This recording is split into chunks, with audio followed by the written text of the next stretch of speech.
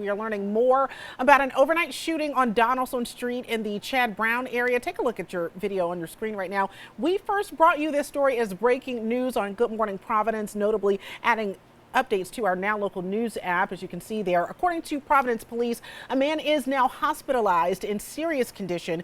No suspect has been identified, but the victim did tell police that the person or people responsible ran away from that scene. ABC 6 reporter Josh Kerman was there from the moment that investigation began. He shares the latest. Police were on scene here in the Chad Brown area for around 4 hours Wednesday morning for a man who was shot and taken to the hospital with serious injuries. Calls came in just after 3 for reports of a shooting victim on Donaldson Street. Police closing off multiple scenes across the area.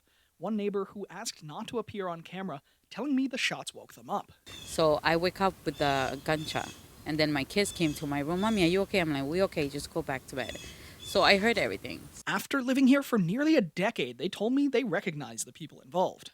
I've been seeing them this for more than 3 years. So if they hear me right now, they know who I am. So I really don't care. I'm not worried because I have to protect my kids for no matter what, because they need to stop. They need to stop. With 3 kids living at home, there's a real concern about not knowing when it'll be safe to be outside.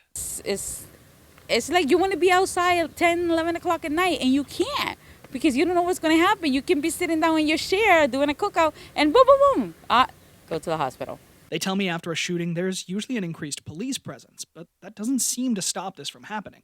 They need to start with the parents, because some parents, they let kids pass through stuff.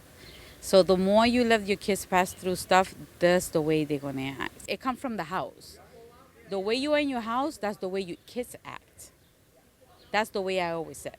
This shooting remains under investigation, and we're still waiting for any details if there's a connection between this shooting and another shooting that took place in the area that left a 28-year-old dead. We'll bring you any updates as soon as we get them, on air, online, and on the Now Local News app.